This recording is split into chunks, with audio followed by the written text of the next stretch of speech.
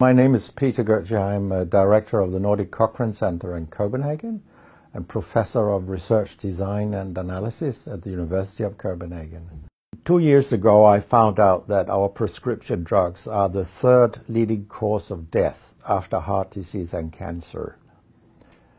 Our drugs kill around 200,000 people in America every year, and half of these people die while they do what their doctors told them.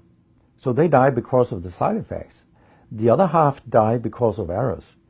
And it's often the doctors that make the errors, because any drug may come with 20, 30 or 40 warnings, contraindications, precautions and so on.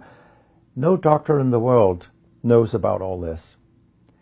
So they give patients drugs that they should not have given them, that interact dangerously with other drugs or food items or so on. And then the patients die. That's the other half. So the other thing I found out 2 years ago was that much of what the drug industry does fulfills the criteria for organized crime in US law. And they behave in many ways like the mafia does. They corrupt everyone they can corrupt. They have bought every type of person, even including ministers of health in some countries. So there is a huge amount of corruption. In my country, for example, Denmark, we are regarded as having very little corruption. But yet we have thousands of doctors on industry payroll, although we are just 20,000 doctors. So this is an effective kind of corruption. The drug industry buys the professors first, then chiefs of department, then other chief physicians and so on. They don't buy junior doctors. So when several thousands are on industry payroll, it's really, really bad. And that's why I wrote my book, Deadly Medicines and Organized Crime, How Big Pharma Has Corrupted Healthcare. I hope to convince patients not to take so many drugs, because so many die from the drugs they take. In my country, people take so many drugs that every single citizen can be in treatment with 1.5 drugs from they are born till they die. This is incredible. And drugs are not that helpful. And they kill very many of us. We know that. That's why drugs are the third major killer after heart disease and cancer. So what we need in the coming years is to take far fewer drugs than what we do currently. If we did that and we were careful, then we could live longer and live better lives. Because drugs have many side effects, and patients often don't realize that when they become worse, that it could be a side effect of the drug, which they continue taking because that's what their doctors tell them. So when I was a specialist in internal medicine, what I very often did was that I stopped a lot of drugs, particularly in elderly people, and it's quite revealing to see a bedridden elderly person come into your ward, and when you stop the drugs, I mean, that person becomes many years younger. And many of these drugs affect the brain, and old people tolerate that very, very badly. They fall, and when they break a hip, 1/4 of them die. And for example, antidepressant drugs are used in more than 10% of our elderly. And they seem to kill 3% of them every year. I mean, if 100 old people take an antidepressant for 1 year, 3% of them will die because they fall and break their hip. This is a huge death rate. So a lot of other drugs than antidepressants also make people fall and kill them.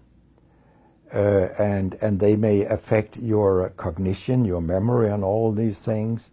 And then they interact in ways that we know almost nothing about. Very many elderly, they take more than 5 drugs a day. And we actually don't know how these drugs interact with each other. What we do know is that all drugs have many effects in the body, and some of them interact also in their metabolism. so that you can get a too high concentration of a drug if you take other drugs simultaneously. So we make a lot of harms that we don't even recognize. I have a pretty colorful collection of things people have called me during all these years. And sometimes journalists have asked me, why do you always look up controversy? And my reply is, I don't. Controversy looks me up. Because it's not popular to tell the truth in healthcare. You will get a lot of enemies, because a lot of people make money on false premises, doctors and industry alike. And our drug regulators and our politicians, they are on board on this wagon. So very few people are independent of money in healthcare. And of course, I have attacked a lot of holy cows during my career, and people have screamed loudly. In a French journal, I was called a statistical masturbist because I showed with statistics that mammography screening didn't work and things like that. And I was even accused of scientific misconduct by the Association of the Danish Pharmaceutical Industry, which was completely ludicrous. It was harassment from beginning to end. They came with vague arguments that we cannot recognize the conclusions in your study, and they could have come up with numbers and said, these numbers are wrong. They didn't do anything. It was only harassment. It lasted 18 months, I think, the whole thing. And then when we were acquitted, I made sure that this nasty behavior was described in the British Medical Journal. So after that, they haven't come so much after me, the Danish drug industry. And when my book about organized crime came out, they just lied about it, as they always do, that my examples were old, they went back 90 years and so on. But, you know, where I demonstrate that what the 10 biggest companies do is organized crime, these examples, they were from within the last 10 to 15 years. That's not old examples. And the crimes have increased because when crime pays, you will have more crime. That's how capitalism works.